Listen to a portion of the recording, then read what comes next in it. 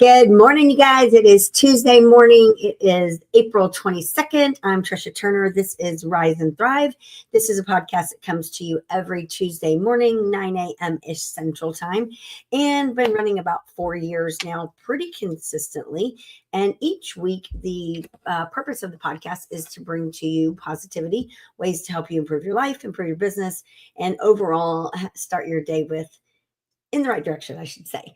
And rise and thrive for me, it doesn't mean wake up like rise up. It means rise up. And so this podcast is based on the 4 principles most important in my life, which are faith, family, finances, and fitness in that order.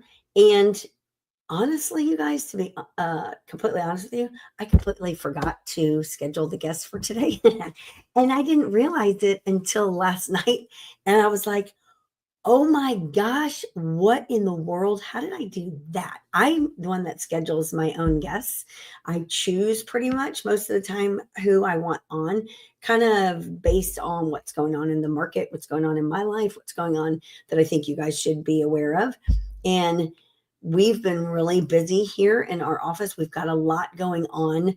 We're selling our property, which is where our training center is. So that's going on the market Thursday. So been like getting that ready. And for you guys in the real estate world, you know what that's like to get a property on the market. This one's a 2.5 acre property. So it's not like just this little property.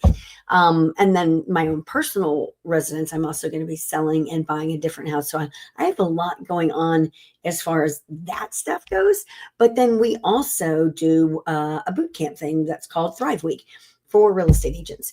And it is Paul and I training, and Amy Lampman, of course. She comes in on buyer day, but it's basically a 1-week boot camp from 10 a.m. to 4 p.m. in our training facility this time. But we travel around doing it. About 6 weeks ago, we did it in the Realty of America's, one of the offices over off 290 and 610. Did it for a whole week for about 40 agents. And that training session, we geared towards only Realty of America agents. This one, we opened this one up to all agents. And so we're in the Katie Fulsher Richmond area. Our training facility is absolutely beautiful. So Thrive Week started yesterday. So I think I just was laser focused on making sure that all of our stuff was in place for that, making sure that everything's in place for my personal listings that are going on the market, making sure that everything's in place for our other listings going on the market. And anyway, forgot to schedule someone for today. So I'm going to give you guys a market update because I believe that that's imperative. And I deliver one every Tuesday to our team in the form of our sales meeting, because at the end of the day, at least I know our agents that tune into what I have to say are not going to fall into that category of unskilled and untrained. They're going to hear a market update from me every Tuesday, guaranteed. They're going to be able to then leave our sales meeting being able to regurgitate what I have said so they can go out there into their marketplace and deliver the right message. So if you're in real estate, no matter where you are in the world, tune in for a few minutes. This is going to be a shorter podcast today. Next week, stay tuned because I do have a guest lined up in the next week's one, and it's going to be pretty good, but I'm not going to announce who it is yet. So I just got done studying the market report. And if you're in the real estate world, there's a lot of shiny objects out there. A lot of people telling you that, follow me here, read this, check this out, look at this. And there are, I'll tell you, some pretty cool tools out there. In fact, I learned of one this morning that I'll probably share next week because I'm going to try it out first before I go ahead and endorse it. But it's a way to help us in the real estate world become more efficient. I've been doing this for about 21 years. I am a real estate broker. I am in the Houston area. I've been at every big box company out there, not every one of them, but a lot of them. The old school models. I've been at a discount brokerage, which there's still those out there miraculously. I've had my own brokerage. I have been at EXP for 5 years, a little over 5 years, was at Real for a year, and we are with Realty of America. And we switched over to Realty of America in November of 2024. And we did it because, number one, I'm an opportunist. I'm always looking for an opportunity to do more, to be around the right people, to grow and build an empire, which is my vision, and to impact the lives as many people as I possibly can in a positive way. Because very few people have done that for me, and I want to make a difference in this world. So that is why I work as hard as I do and am obsessed with that, is like I am. So we love Realty of America. It is a nationwide brokerage and just launched in September of last year, but it puts us at a place where we can grow, be part of something amazing, and grow our organization to our desired outreach, which is our goal, of course. What I want to tell you, though, being in real estate for over 20 years now, I was a loan officer also for 6 years, so I have a very heavy pulse on the market and what is going on in the market and what I think is going to happen in the market. We are also a very listing heavy team, so we've got about 40 active listings right now, and our team has about 28 or so agents on it. I am still in production, so when I tell you I know what the market's doing, it's because I'm on listing appointments every day. I either go with our agents or I go on my own, and so I am still out there talking to buyers and sellers every day. I also handle commercial, so I have a pulse on that. And thankfully, by just because of all the connections that I've made in this industry and all this time, I have friends all over the world who I collaborate with, I pay attention to, I have conversations with, I mastermind with. So it kind of helps me be aware of what to expect and what not to expect. So in June of 2022, we saw interest rates start to climb, and that's when the market completely shifted. Now we're not far from June already of this year. So we're coming up on a 3-year marker of when things changed dramatically. Being in this market and in this industry as long as I have, when we saw what home values did in COVID, during the COVID time, that was like an unprecedented time. That wasn't normal. People expect, or a lot of people expect, us to get back to some kind of market like that. Number one, stop expecting that. And when you look at real estate as on the national level, here in Houston, Texas, home appreciation has always been, if you can go back 30, 40 years, home appreciation has always hovered between 2.9 and 3.4%. Okay. As a nation, we are averaging, or have been averaging, about 5% housing appreciation each year. Well, during COVID, of course, because anyone could work from anywhere, we saw a big shift in buyers where they wanted to buy. Now, because you could work from home, it was okay to go work at the lake. And I have a cold, so sorry if I start coughing. I knew that was coming. If you wanted to work from the ocean, you could do that. If you wanted to go work in another city, you could do that. Well, now, of course, a lot of companies are calling people back into the office. They're mandating that, right? Because America is not working. They're not working like they should be. And so you're seeing a lot of shifts in the market again. The housing appreciation during COVID here in Houston alone went from, normal of say 3%, went to 11 and 13% in some areas. Some homes were selling for $50,000, $100,000 over ask price, which is just insanity. Okay, well, now fast forward, interest rates started climbing June 2022, continued. We have not seen a stable market since that time, actually before then, because of COVID. So when you look at interest rates where they had been hovering, say 2.8 to 4% for a decade, now all of a sudden they go to 6%, 7%. We even hit 8% in the last 3 years, which is, not crazy, but crazy if you haven't seen it ever in your life or ever in your working career. So when you look at that, and then of course, inflation has been creeping up. Homeowners insurance has been creeping up. Texas, California, and Florida are the 3 highest states in the nation. And actually, Texas is higher than California, as crazy as that is, considering California has all these fires. But Texas and Florida hold the freaking marker in the cost of homeowners insurance. So when you look at that, coupled with property taxes, here in Texas, we pay property taxes. Some people call it a substantial amount. I'm from here, so I don't know any different. I don't think it's substantial, but whatever. So when home values increase, though, naturally property taxes increase. So when you look at the housing affordability as of April 2025, it's a problem. It isn't a problem today. It's been a problem for the last almost 36 months now. Now, as people in real estate, like it's a delayed reaction. So the things that we're feeling, the effects that we're feeling today are things that were happening months ago, right? And a lot of the reporting that we report on today are things that happened 6 months ago. So when I'm speaking of real estate as a whole, I'm studying this stuff like every single day because I have to understand what's going on so that I can be prepared, because I run a big real estate company. I have a family I take care of, and I have a big vision, and I'm not going to go broke ever, right? So I need to know, number one, how to guide myself. I need to know how to guide my clients, my agents, and a lot of people rely on me to guide them. So when I look at what the market's doing, and when I study, like, what are we doing here locally? What are we doing nationwide? And each week, the number continues to change. In February of 2025, I reported to our agents in our sales meeting that we were seeing price reductions. And I kept saying it every week. I was like, okay, now it's March and we're still seeing price reductions. What does that mean? Well, if you're paying attention to data, historically, most homes are listed each year in March and April, the majority. When you look at the bulk number, the majority of homes are sold in April and May. That's historical data. Then when you look at when the market shifts, after about mid-July, you'll start to see the market shifting down. You'll see that's kind of like a decline. So as the time changes, kids go back to school, summer's like halfway over, you're going to see sales decline, right? That's historical data. Well, sorry. When you look at the interest rates, what they did in June of 2022, they made our market come to a huge slowdown because everything was just rolling right along. 23, same thing. 24, same thing. When you look at the nation as a whole, for a good, healthy market, we need about 5 million sales annually, okay?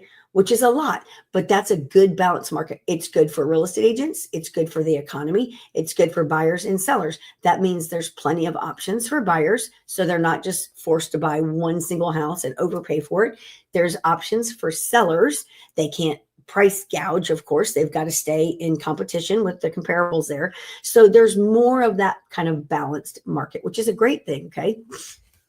During COVID and prior to COVID, and one other time in history of real estate, which goes back 30 years, our highest sales annually were 7.1 million. That's a lot of sales nationwide. And that was years ago. That was in the 90s. So think about that. The population in the 90s was much smaller than we are today, yet we did 7.1 million sales in a year. And think about back then too, in the 90s, there weren't a lot of real estate agents. I don't know how many there were. I have no idea. I wasn't doing it, but there weren't a lot, right? Not like there are now. The market's saturated. When you look at the COVID market, we did a lot of sales, 6.2 million sales nationwide. Well, everybody was selling homes. So that's why so many people got into the industry. Like, oh, look how easy it is to be a real estate agent. And they're making all this money and they're living this life. That was a fluke, number one. Housing market, June of 2022, interest rates change. We have not seen that 6.2 million sales since that COVID year, okay? Averaging between, and so for 2023, 2024, averaging between 3.9 and 4.1 million sales, okay? Huge difference. When you look at 6.2 million, 6.1 million down to 4.1, that's 2 million fewer sales nationwide. So in addition to 2 million fewer sales, you have probably double the real estate agents that you had in the 90s, I'm sure. The data today, April 22nd, 2025, is showing that if the numbers continue like they are, thankfully, as of the report that I listened to this morning, we're not seeing a mass of price reductions as we've been seeing, because we shouldn't even be seeing price reductions, quite honestly. In April, we should be like swinging the bat and like hitting home runs, but we're not. Why? Well, because homes have been sitting and sellers are getting weary. Number one, a lot of these homes are overpriced and the sellers will not listen to their real estate agents. The sellers think they know best and their homes are failing to sell. Duh. Number two, real estate agents don't have a freaking clue how to run value on a home, and they're overpricing their homes, and the homes are sitting and the sellers are becoming weary and they're finally taking a lower offer just to get out of the situation that they're in. Hence, home sales coming down, the home values, right? Naturally, it's math. It makes sense, okay? Here's the data. So the data as of today, the weekly pending sales are up slightly from 2024. There are 10% fewer sales, though, each week happening in Florida, which is crazy. And Florida's market is a big condo market, too.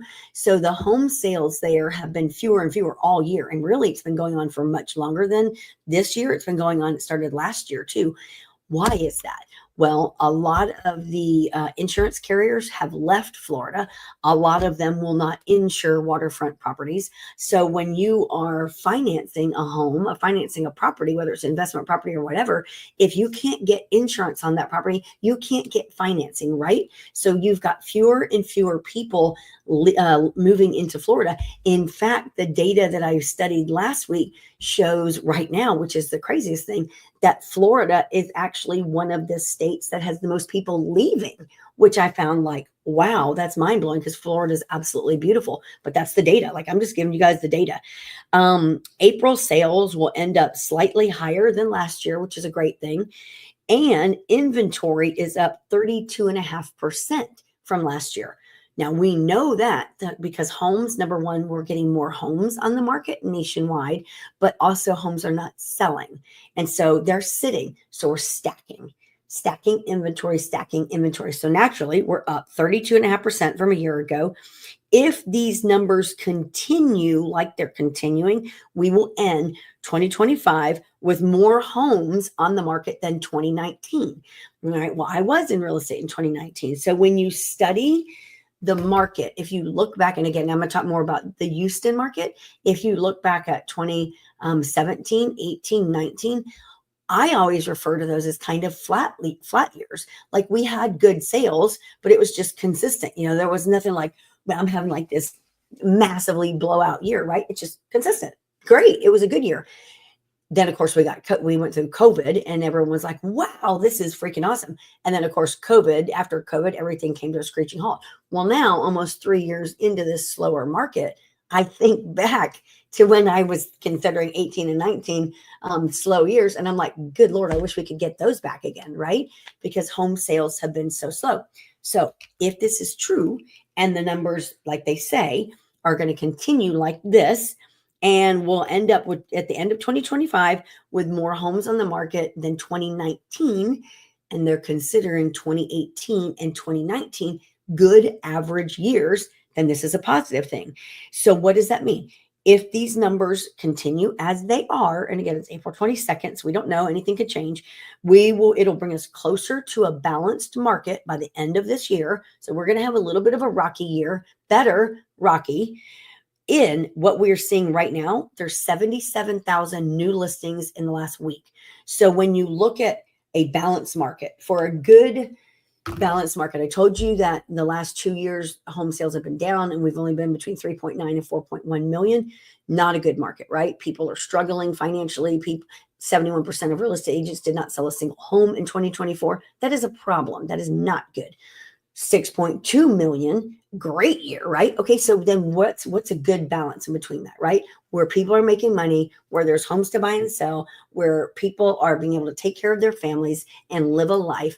You're looking at like about 5 million sales annually nationwide, okay? What do we have to have in order to get 5 million sales annually nationwide? We have to average between 80,000 to 100,000 new listings each week. And that may sound like a lot, y'all, but that's through the entire United States. For the last week, we got 77,000 new listings, which is the highest that we've seen in the last 2 years. In the last 2 years, we've only been averaging about 52,000 new listings each week.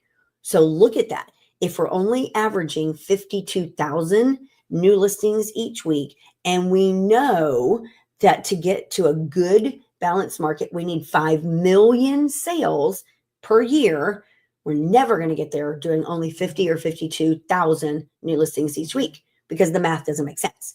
We need 80 to 100,000 new listings each week. Okay, 77,000 in the last week. We are seeing more sellers willing to put their homes on the market. We are seeing more sellers open to perhaps selling, which is a great thing.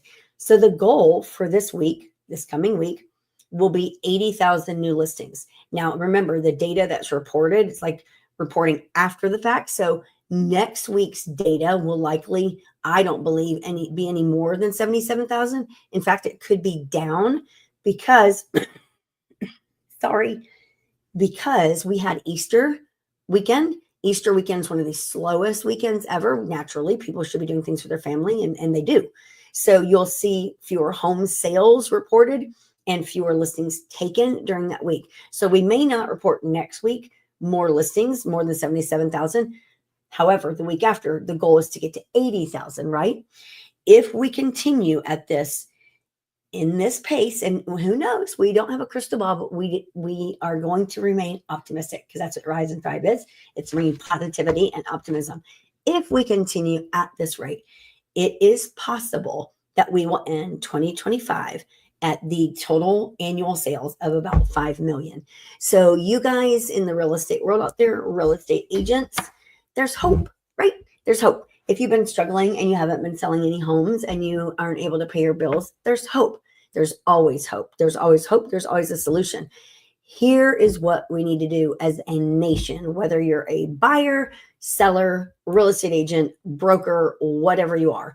Number one, we have got to start educating people, consumers, real estate agents, you name it. If you understand the market and you are a leader in your industry and you are a leader in your company or in your market at all, start talking more about the market. Start talking more about what we need to do to get homes sold. Start talking more about solutions. Stop talking about the problems, but start focusing on hope and what we need to do to make this a better industry, to make our economy better. Because at the end of the day, home sales are a direct impact on our economy, because when fewer home sales are happening, fewer real estate agents are out there going shopping, fewer are going into the restaurants and eating, fewer going on vacations, which means all of those things are down. But not only just those things, but when you look at our industry, we feed into 26 other industries just off of our home sales. So movers are suffering, insurance is suffering,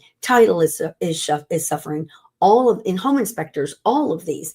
And when you look at like the entrepreneurial world, a lot of people are opting to try to start their own business, whether they become a home inspector or whatever that may look like. So there's more people out there trying to get a piece of that pie, and the pie is small right now. So we have got to do our part.